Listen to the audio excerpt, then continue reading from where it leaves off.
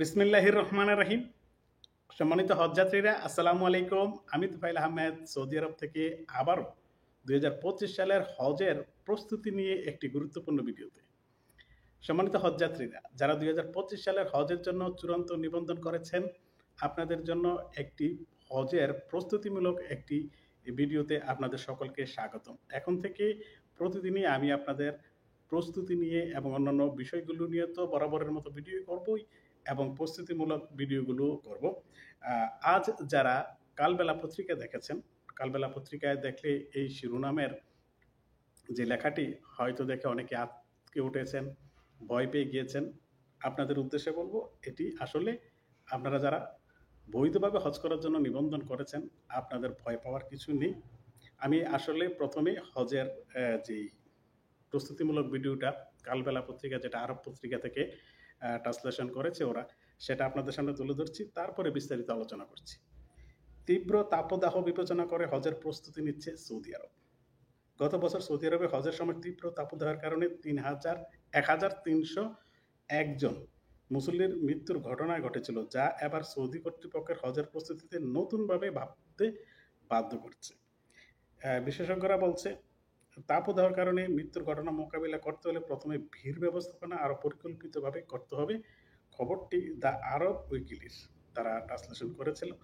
গত জুনে মক্কা শহরের তাপমাত্রা 51.8 ডিগ্রি সেলসিয়াস পর্যন্ত পৌঁছেছিল। সেই সময় 18 লাখ ধর্মপ্রাণ মুসল্লি যারা বিদেশ থেকে সৌদি আরবে এসে হজ পালনের জন্য প্রস্তুতি নিচ্ছিলেন, তারা অবস্থান করছিলেন।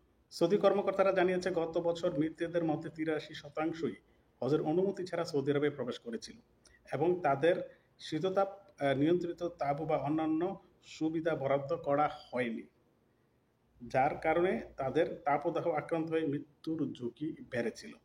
দেশটির বিশ্ববিদ্যালয় গবেষক এবং স্বাস্থ্য বিশেষজ্ঞরা বলছে, তাপদাহের কারণে মৃত্যুর ঘটনার প্রতিরোধ করার জন্য সৌদি কর্তৃপক্ষ তাদের পরিকল্পনায় ব্যাপক পরিবর্তন আনতে পারে। এক্ষেত্রে বিশেষজ্ঞরা বলছে, তারা তাপজনিত রোগ শনাক্ত করার জন্য পরিধানযোগ্য সেন্সর প্রযুক্তি চালু করতে পারে, যা শীঘ্রই কার্যকর হবে না, তবে প্রস্তুতি নিতে পারে তারা। এছাড়া সৌদি কর্তৃপক্ষ আগামী হজে অবৈধ হজযাত্রীদের জন্য অবৈধ হজযাত্রীর সংখ্যা কমানোর নতুন পদক্ষেপ নেবে এবং তাপদাহ মোকাবিলায় বিশেষ মনোযোগী হবে। বিশেষজ্ঞরা বলছে, গত বছর ঘটনার পর তারা যাত্রীদের শীততাপ নিয়ন্ত্রিত তাঁবু এবং অন্যান্য সুযোগ সুবিধা নিশ্চিত করার বিষয়ে আরও সতর্কতা অবলম্বন করবে।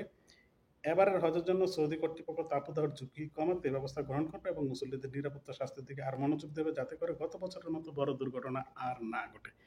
সম্মানিত হজযাত্রীরা, আপনারা জানেন যে সৌদি আরব একটি মরু এলাকা, আর এই হজ সে তো হাজার বছর ধরে হয়ে আসছে। এই হাজারো বছরের যে ঐতিহ্যটা, সেটা ধাপে ধাপে আধুনিকায়ন অনেক হয়েছে। তাই আপনাদের ভয়ের কোনো কারণ নেই, কারণ বাংলাদেশ থেকে যারা আসছেন, আমি প্রতিনিয়ত বাংলাদেশি হাজিদের নিয়ে ভিডিও করি। বাংলাদেশ থেকে যারা আসছেন তারা কিন্তু নিবন্ধন করে আসছেন। সেই নিবন্ধনের সংখ্যা ইতিমধ্যে সৌদি আরব কর্তৃপক্ষকে জানিয়ে দেওয়া হয়েছে এবং সৌদি আরব কর্তৃপক্ষ এই সংখ্যা অনুযায়ী প্রস্তুতিটা নেবে। তাই এই যে মৃত সংখ্যাটা, সেটা আতঙ্কের কিছু নেই। এটা হচ্ছে অবৈধভাবে যারা মক্কায় প্রবেশ করেন তাদের জন্য, কারণ তখন কিন্তু তারা কিন্তু ওই ব্যবস্থাপনার আওতায় থাকে না। তো ব্যবস্থাপনার আওতায় যখন থাকে না, সরকারের হিসাবে থাকে না, বাহিরে থাকে এবং এই খোলা পরিবেশে তাদের সেই শীততাপ নিয়ন্ত্রিত ব্যবস্থা নেই এবং পর্যাপ্ত স্বাস্থ্য সুরক্ষা নেই, তাহলে তাদের তাপদাহজনিত এবং আবহাওয়াজনিত রোগে আক্রান্ত হয়ে মৃত্যুবরণ করাটা অস্বাভাবিকের কিছু নয়। কিন্তু বাংলাদেশ থেকে যারা আসবেন তাদের সকল প্রস্তুতি ইতিমধ্যে শুরু হয়েছে। আপনাদের এই অর্থে তাঁবু ভাড়া, তাঁবুতে শীততাপ নিয়ন্ত্রিত, তারপরে যানবাহন সহ ইত্যাদি সকল প্রস্তুতি কিন্তু নিয়েছে। তাই আপনাদের ভয় পাওয়ার কিছু নেই। তবে আপনাদের কাছে আমি সবসময় প্রতিটা ভিডিওতে যেটা বলি, সেটা হচ্ছে যে আপনারা স্বাস্থ্যগতভাবে, শারীরিকভাবে ফিট থাকার চেষ্টা করবেন। আপনি স্বাস্থ্য যদি আপনার ভালো না থাকে, আপনার কাছে কোনো কিছুই ভালো লাগবে না, যতই প্রস্তুতি থাক।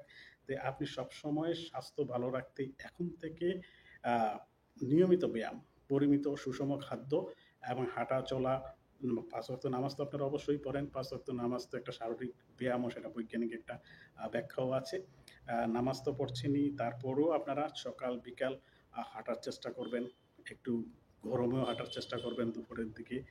রোদ থেকে বেঁচে, আমি বলছি না যে আপনি রোদে হাঁটেন, যাতে করে আপনার শরীরে সেই সৌদি আরবের বাংলাদেশ থেকে যে উষ্ণ আবহাওয়াটা সেটারও একটা সহনশীলতা তৈরি হয়। তা আশা করি সকলে এইসব আবহাওয়াজনিত অন্যান্য বিষয়গুলোর দিকে মনোযোগ না দিয়ে এই বিষয়গুলোতে আটকে না ওঠে আপনি নিজেকে প্রস্তুত করুন।